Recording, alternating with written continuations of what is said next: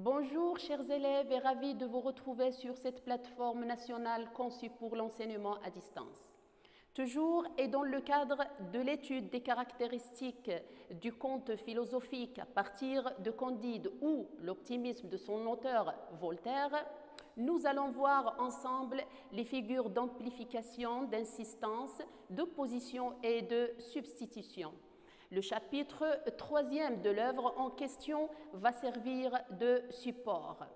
Et l'extrait commence de « Rien n'était si beau » et se termine sur « Les beaux yeux de Cunégonde ». Cette activité a pour objectif d'identifier en premier lieu les figures de style mises au service de la dénonciation de la guerre, à savoir les figures d'amplification, d'insistance, d'opposition et de substitution,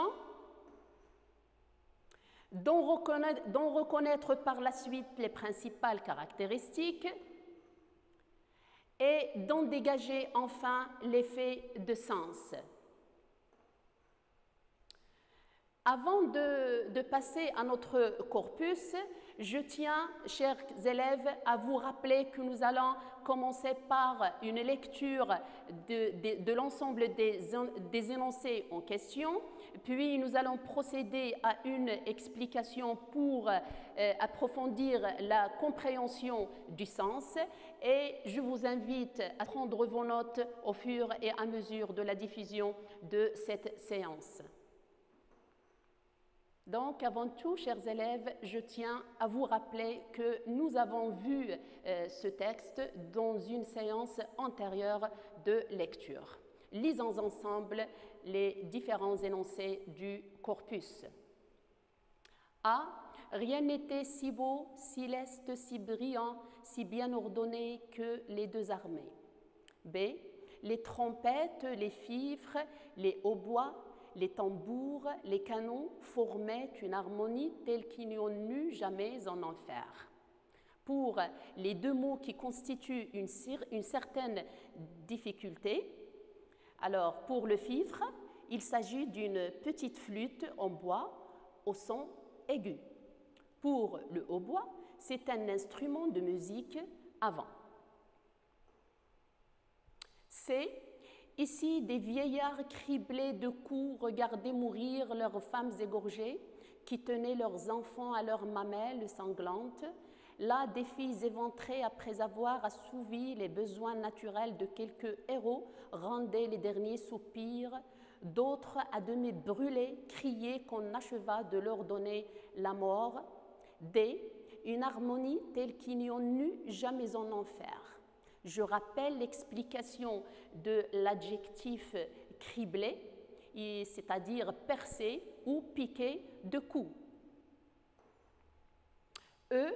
Les canons renversèrent d'abord à peu près 6000 hommes de chaque côté. Ensuite, la mousqueterie ôta du meilleur des mondes environ 9 à 10 000 coquins qui ont infecté la surface. La baïonnette fut aussi la raison suffisante de la mort de quelques milliers d'hommes. Le tout pouvait bien se monter à une trentaine de mille âmes. F. Candide se cacha du mieux qu'il put pendant cette boucherie héroïque. G. Les deux rois faisaient chanter des dédums, chacun dans son camp. H.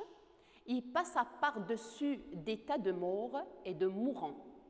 Je rappelle l'explication de l'expression Tédum. Il s'agit d'un chant religieux catholique de louange et d'action de grâce, justement pour remercier Dieu. Alors, pour les questions de compréhension, vous avez ici deux questions. Quel est le thème qui domine dans ce corpus et par quel procédé d'écriture Voltaire dénonce-t-il la guerre? Pour la première question, comme vous l'avez remarqué, Voltaire, ou bien le narrateur, est en train d'énumérer les effets, ou bien les conséquences, ou bien encore les répercussions de la guerre sur l'être humain. Et les procédés utilisés par l'auteur sont les verbes descriptifs, les adjectifs numéraux cardinaux, des localisateurs, et il y a aussi une tonalité pathétique, satirique et aussi ironique. Il y a divers champs lexicaux, notamment de la torture et de la souffrance, de la mort, bien sûr. Il y a aussi des participes passés à valeur d'adjectifs, notamment criblés, éventrés. Il y a des figures de style.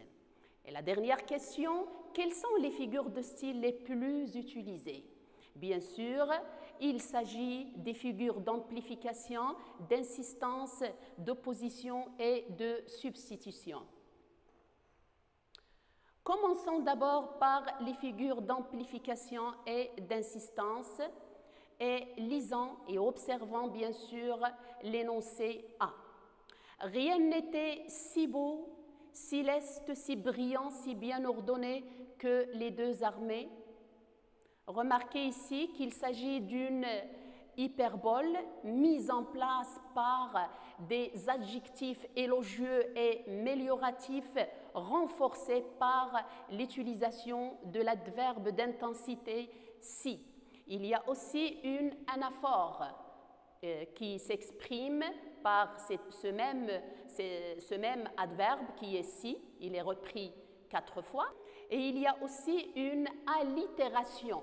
C'est la reprise ou bien la répétition du même son consonantique, le S dans ce cas.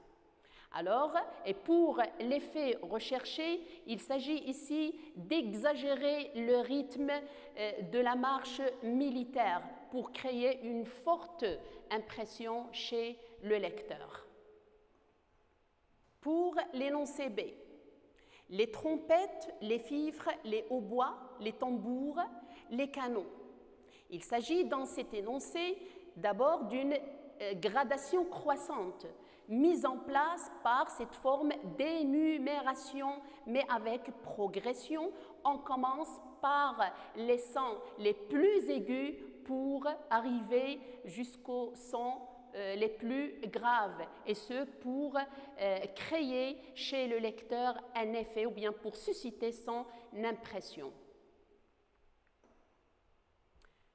Énoncé C, ici des vieillards criblés, leurs femmes égorgées, leurs mamelles sanglantes, là des filles éventrées, d'autres à demi brûlées, criées.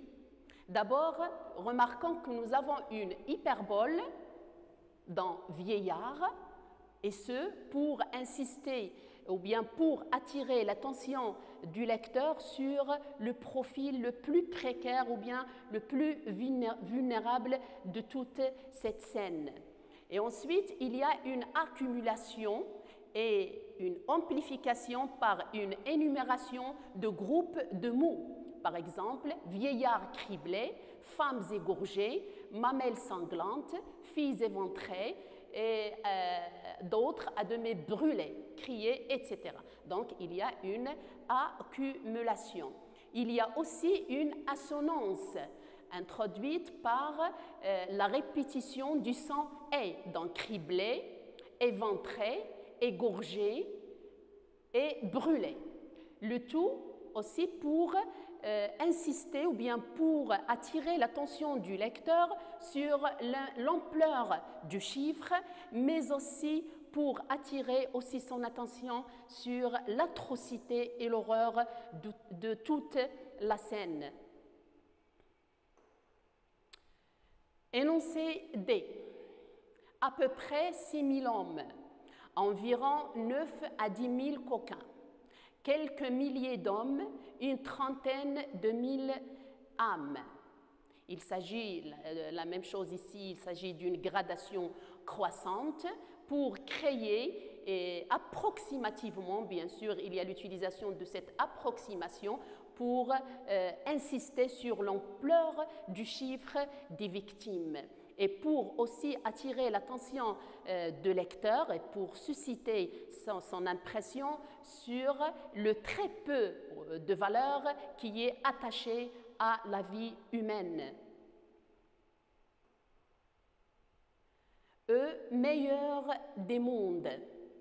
Il s'agit ici d'abord d'une hyperbole introduite ou bien mise en place par le comparatif mélioratif meilleur. Alors, l'effet recherché, c'est la ridiculisation de l'optimisme incarné par le personnage de Pangloss dans toute l'œuvre. Et pour F, d'état de mort et de mourant. Il s'agit aussi d'une hyperbole, un tas de mort, ici une exagération. Donc, une exagération, bien sûr, du bilan.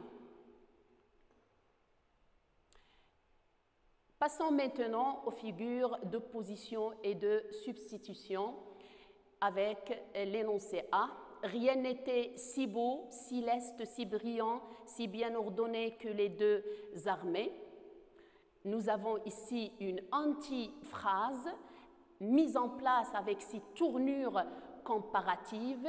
Rien n'était que, ici, pour susciter la complicité du lecteur et le pousser à dépasser le sens littéral, le sens propre du texte et passer au sens recherché, c'est-à-dire à cette critique de la guerre. Pour l'énoncé B, les trompettes, les fifres, les hautbois, les tambours, les canons. Ici, il y a une antithèse d'abord. On commence par les 4 instruments renvoyant au champ lexical de la musique, c'est-à-dire de la joie, de l'amusement, et pour terminer sur les canons comme instruments qui renvoient à la guerre et renvoient à la mort, bien sûr, et au deuil. Ici, ce contraste, bien sûr, musique-guerre, c'est pour insister ou bien pour dénoncer cette absurdité et inutilité de la guerre. Pour C, là, des filles éventrées, après avoir assouvi les besoins naturels de quelques héros, rendaient les derniers soupirs. Alors, les mots, ou bien les groupes de mots mis en relief sont filles éventrées qui ont été victimes de viol. Ici, on est dans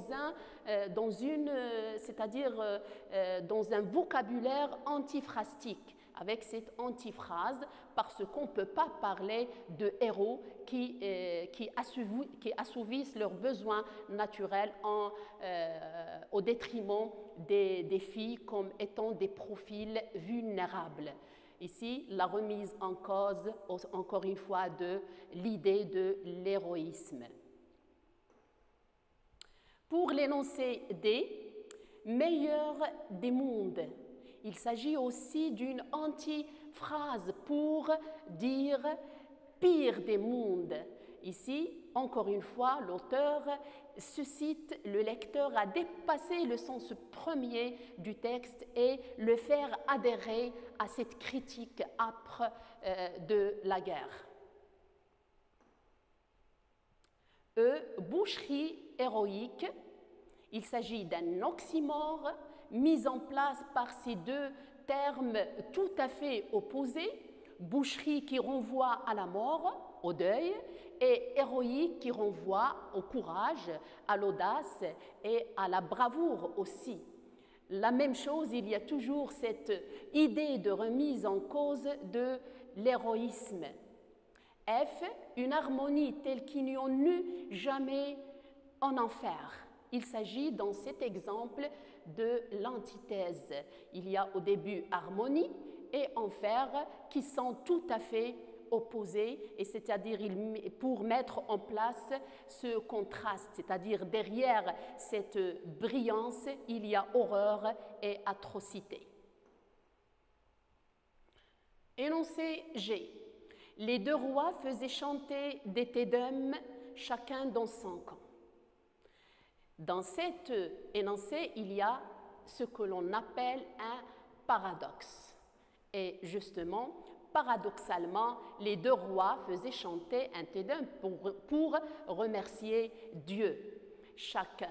Et l'effet recherché, c'est montrer que chaque roi agit par orgueil, comme s'il était vainqueur, en contradiction avec, bien sûr, le sens commun de la victoire.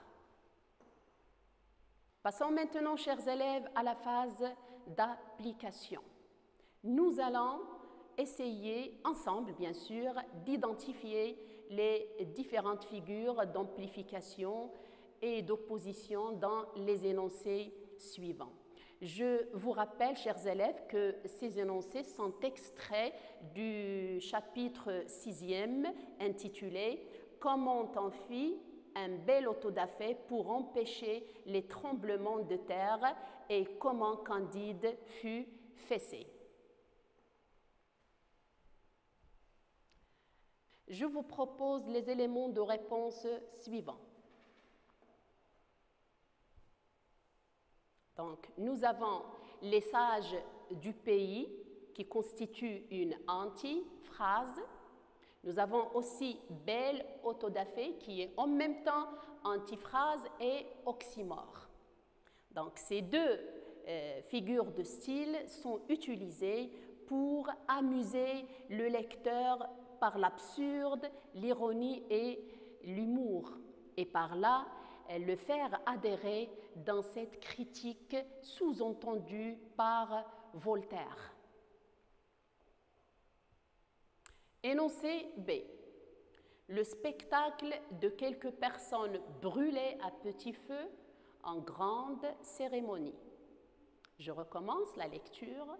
Le spectacle de quelques personnes brûlées à petit feu en grande cérémonie. Je vous propose le corrigé suivant. Il y a d'un côté spectacle et brûlé, de l'autre côté à petit feu et grande cérémonie. Dans les deux énoncés, il y a ce qu'on appelle l'antithèse.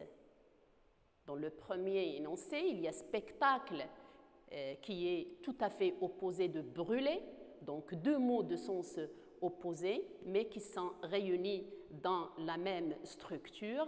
Il y a le spectacle qui renvoie à la gaieté, à la joie, à l'amusement. Il y a brûler, l'adjectif brûler qui renvoie à la souffrance, à la torture aussi. Il y a un petit feu, il y a grande cérémonie, toujours souffrance, en contraste avec l'amusement et la joie. Donc ce contraste qui est, comme je viens de dire, amusement contre la torture, c'est pour mettre l'accent sur l'indignation à cause de l'exécution injuste des victimes de cet autodafé. Énoncé C. Candide fut fessé en cadence pendant qu'on chantait. Le Biscayan et les deux hommes qui n'avaient point voulu manger de lard furent brûlés et Pangloss fut pendu. Je relis l'énoncé. Candide fut fessé en cadence pendant qu'on chantait. Le Biscayan et les deux hommes qui n'avaient point voulu manger de lard furent brûlés et Pangloss fut pendu. Bien, voici la réponse. Fut fessé, enchanté. Il y a une antithèse. Le fait de donner des fessées à une personne et en même temps, il y a la foule qui était en train de chanter. Donc, deux choses tout à fait contradictoires. Donc, ici, il y a un contraste, torture versus amusement. Toujours dans le même énoncé, Candide fut fessé, le Biscayan et les deux hommes furent brûlés, Pangloss fut pendu. Il y a d'un côté une gradation croissante, on commence par la fessée, infligée à Candide, puis on passe à le fait de brûler les deux les deux hommes et la pendaison de Pangloss. Il y a aussi la cumulation, c'est-à-dire les différents profils exécutés. Ici, le but, c'est dénoncer l'intolérance surtout et la superstition. Il y a aussi la dénonciation de l'arbitraire qui est mise en place par ce décalage entre crime et châtiment infligé aux victimes de cette belle autodafé, comme dit Voltaire. Énoncé D. Tous deux furent menés séparément dans des appartements d'une extrême fraîcheur. Je relis. Tous deux furent menés séparément dans des appartements d'une extrême fraîcheur. Je vous propose les éléments de réponse suivants. Dans des appartements d'une extrême fraîcheur, il y a d'un côté une hyperbole mise en place par l'adjectif mélioratif extrême, et ici il y a aussi une antiphrase comme procédé de l'ironie, et ceci pour créer une grande complicité avec le lecteur. Complicité, on dit aussi connivence avec le lecteur. Ainsi, notre séance touche à sa fin. Merci, chers élèves, d'avoir été là et à la prochaine.